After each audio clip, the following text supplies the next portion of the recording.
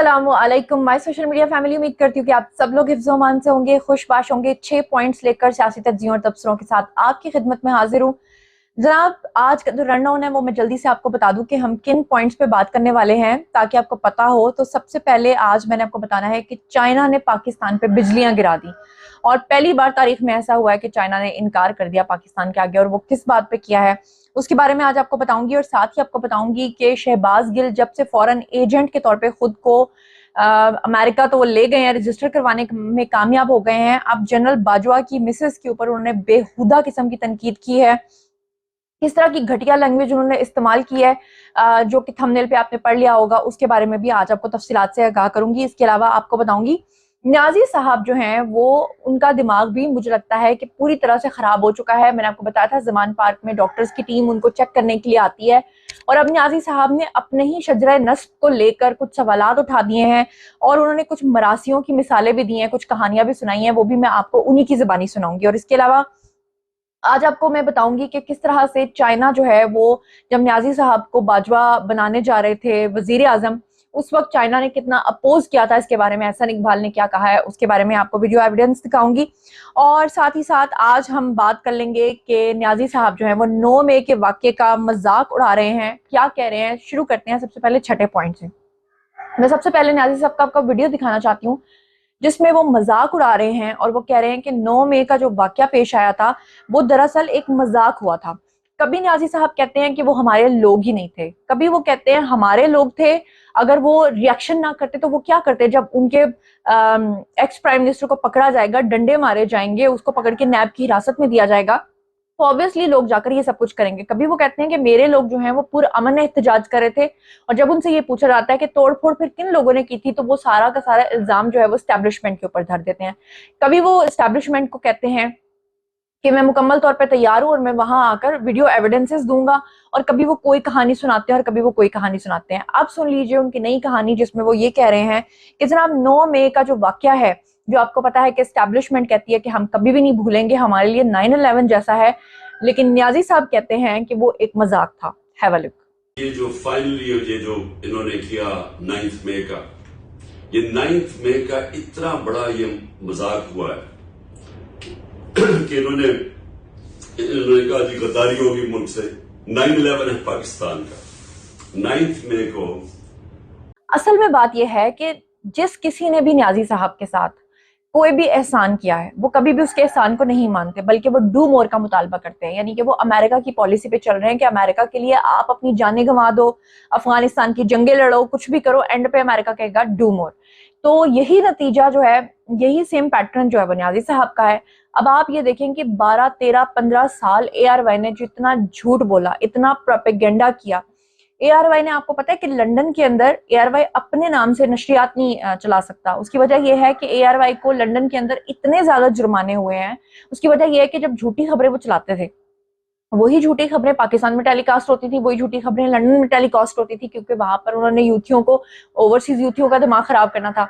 अब होता क्या था कि पाकिस्तान के अंदर तो ये चीजें चल जाती थी क्योंकि एस्टैब्लिशमेंट ये चाहती थी, लेकिन उस वक्त वहां पर जो खबरें चलती थी यानी लंदन के अंदर, तो फौरी तौर पे कोई भी उठता था और उठ के उनके खिलाफ मुकदमा करता था कि इन्होंने ये झूठी खबर दी है, उनको फौरी तौर पे जो है वो जुर्माना किया जाता था और उनका नाम और उनका लाइसेंस तक कैंसिल हो गया। तो इतनी कुर्बानियां दी ARY ने झूठी खबरें फैलाने के लिए, न्याजी साहब के लिए। लेकिन न्याजी साहब ने क्या किया, न्याजी साहब ने ट्विटर के ऊपर टॉप ट्रेंड चला दिया, जो स्क्रीन पे आपको नजर आ रहा है, #shame on ARY।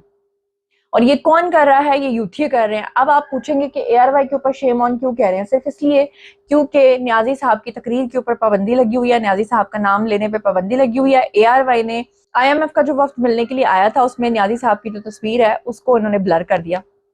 अब क्योंकि ब्लर कर दिया तो उसके ऊपर न्याजी साहब को तकलीफ हो गई और उन्होंने फौरी तौर पे शेम ऑन का जो है वो हैशटैग चलाना शुरू कर दिया, उसका टॉप ट्रेंड चलाना शुरू कर दिया। तो कहने का मकसद ये है कि जब तक आप न्याजी साहब के लिए डू मोर करोगे, न्याजी साहब के लिए फिर भी आप मंजूरी नजर नहीं होगे, आप फिर डू मोर करोगे, फिर डू मोर करोगे। वो मुझे जापानीज की एक रस्म याद आ रही है, जिसमें जापानीज क्या करते हैं कि आपने उनको एक तोहफा दिया, बदले में वो आपको उससे बढ़कर एक तोहफा देते हैं, और आप उन्हें झुक के मिलते हो तो वो और ज्यादा झुक के मिलते हैं। फिर आपने उनको एक तोहफा दिया, फिर वो उससे भी बढ़ के, तो एक वक्त आता है कि कैपेसिटी खत्म हो जाती है दोनों की। क्योंकि वो जितना बड़ा तोहफा आपको मिलता है फिर उसके बाद आपके अंदर वो कैपेसिटी नहीं रहती कि उससे बढ़कर आप अगला तोहफा उनको दो। तो आप क्या करते हो, मिलना जुलना ही खत्म कर देते हो। तो बेहतर है कि पहले ही आप इत्तेदाल करो। तो न्याजी साहब के साथ इत्तेदाल का लफ्ज तो मुझे लगता है सूट नहीं करता।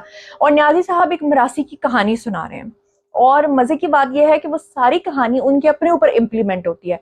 अच्छा, उन्होंने जिस तरह कहानी सुनाई है वो इतना मजा नहीं आता। मैं थोड़ी सी आपको सुनाती हूँ, फिर आप जरा सुनिएगा, आपको समझ आएगी कि न्याजी साहब क्या कह रहे हैं। मरासियों का एक मुंडा था ना, लड़का था। तो वो एक चौधरियों की बेटी को फंसा बैठा, उसके साथ शादी करना चाहता था।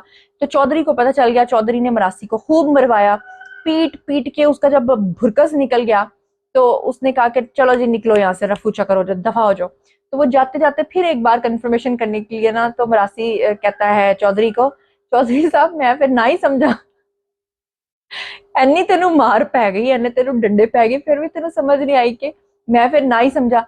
तो न्याजी साहब के ऊपर इम्प्लीमेंट होती है कहानी, लेकिन वो पीडीएम के ऊपर इम्प्लीमेंट करने की कोशिश कर रहे थे। सुनिए क्या कह रहे हैं।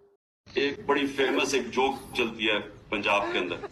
वो जोक ये है कि एक मरासी दुबई से बड़ा पैसे बना के आता है और वो आके चौधरी की बेटी से कहता है मैंने शादी करनी है। अब वो जो चौधरी है वो उसको मार मूर के वो तो उसे नौकरों कहता है बाहर फेंको। तो फेमस जोक ये है कि वो जब वो उठता है तो फिर चौधरी साहब के पास कहते चौधरी साहब मैं फिर ना समझा। तो आप ये सोचिए कि अमेरिका में कोई जोक तरफ से हो सकती है। अच्छा, वैसे मुझे ये लगा कि वो कह रहे हैं आर्मी चीफ को, क्योंकि वो बार बार कहते हैं ना कि मुझसे कोई राब्ता नहीं करता, मुझे कोई कॉल नहीं करता। तो मुझे लगता है कि वो कह रहे हैं आसिम मुनीर साहब को, मैं फिर ना ही समझा। तो आसिम मुनीर साहब जो है ना वो क्रॉस लगा चुके हुए हैं, बात तो ये है। अब चलते हैं जी अगली खबर की तरफ। अगली खबर ये है कि न्याजी साहब अपने खानदानी पस मंजर के बारे में बात कर रहे थे, और बात करते हुए वो फरमा रहे हैं कि मेरे वालिद ये थे, मेरी वालदा तो हिंदुस्तान से थी। उनकी वालदा के बारे में भी कुछ लोग कहते हैं कि उनका ताल्लुक कादियानियत से, अल्लाह बेहतर जानता है, मुझे जाती तौर पे तो नहीं पता, लेकिन उनके बारे में मुबैना तौर पे रोजाना सहाफ़ी जो है वो दावा करते हैं। और न्याजी साहब ने बस इतना कह दिया कि मेरी वालदा का ताल्लुक हिंदुस्तान से था, और वो कह रहे हैं कि मेरा शजरा नस्ब क्या है, मेरा खानदानी पस मंजर क्या है, क्या कह रहे हैं खुद ही सुन लीजिए। वालिद का जो खानदान है वो न्याजी है, वो हमेशा मियाँ वाली के में रहा है। वालदा की जो जो जो सारी फैमिली थी वो हिंदुस्तान में थी, और वो हिजरत करके हिंदुस्तान से वापस आई। तो मैं क्या हूं फिर, आप बता दें मैं क्या। तो जनाब बात अगर चल ही निकली है और खानदानी पस मंजर की बात हो ही रही है, तो यूथी हों और अगर उनमें गैरत हो तो ये पॉसिबल नहीं है। और उन्हीं गैरत के जिनमें फुकदान है उनमें जो सर फहरिस्त आते हैं वो आते हैं जी शहबाज गिल, जिन्होंने खुद को अमेरिका में जाके फॉरेन एजेंट के तौर पे मुतारिफ करवा दिया हुआ है, रजिस्टर करवा दिया हुआ है। अब शहबाज गिल वहां पर रोजाना खड़े होकर नई एक शुरली छोड़ते हैं, नई एक कहानी छोड़ते हैं, और वहां से कोई ना कोई वो ऐसी बकवास करते हैं कि उनको ये समझ नहीं आता कि अगर मैं पकड़ा गया तो यहाँ आकर व्हीलचेयर के ऊपर जो मैं हाँ हाँ करके सांस लेता था, मेरा बाद में सांस ही बंद हो जाएगा। बहरहाल अब की बार उन्होंने जो हर्जा सराई की है वो की है जनरल बाजवा की मिसेस के बारे में। और जनरल बाजवा की मिसेस के बारे में पहले फरमाते हैं वो हमारी बहन है, हम उनकी इज्जत करते हैं, ताकि किसी तरीके से मैं तनकीद करूं जैसे वो मरियम नवाज पे माजी में तनकीद करते रहे। जनरल बाजवा की बीवी के बारे में कहते हैं कि जी उनको इमरान खान की शलवार कमीज पसंद नहीं थी, और उनको जो है वो न्याजी की जुबान पसंद नहीं थी, और उनको क्यों चिढ़ थी इसके बारे में वो क्या बकवास कर रहे हैं आप खुद ही सुन लीजिए। खान की उर्दू बोलने पर बहुत नफरत थी।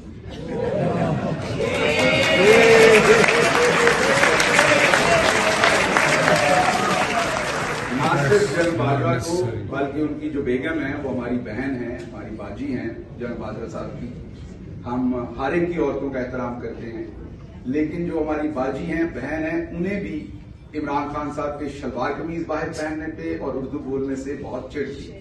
अच्छा, उसके अलावा एक और बड़ी इंपॉर्टेंट खबर है। आपको याद होगा कि जनरल बाजवा का जब दौर था उस वक्त उनके बारे में ये एक खबर उड़ती थी और कहा जाता था कि जनरल बाजवा जो हैं वो कादियानी हैं। और अल्लाह वल्ला आलम, मुझे नहीं पता कि कादियानी है कि नहीं, लेकिन इसके बारे में एक और सहाफ़ी हैं जी रियाज साहब, ये ज़रा रिस्पॉन्सिबल हैं, लेकिन इन्होंने जनाब कुछ ट्वीट्स किए हैं और जनरल बाजवा के खानदानी पस मंज़र के बारे में उनका ये दावा है कि जनरल बाजवा जो है वो कादियानी है। अब वो क्या कह रहे हैं मैं मिनो आना आपको पढ़ के सुना देती हूँ, क्योंकि इससे मेरा कोई ताल्लुक नहीं है कि जाती तौर पे कि वो वाकई हैं या नहीं है, लेकिन मैं आपको पढ़ के सुनाती हूँ कि वो जनरल बाजवा के खानदानी नेटवर्क के बारे में क्या दावा करते हैं। वो कहते हैं जनरल बाजवा के जो वालिद थे उनका नाम था जी कर्नल इकबाल।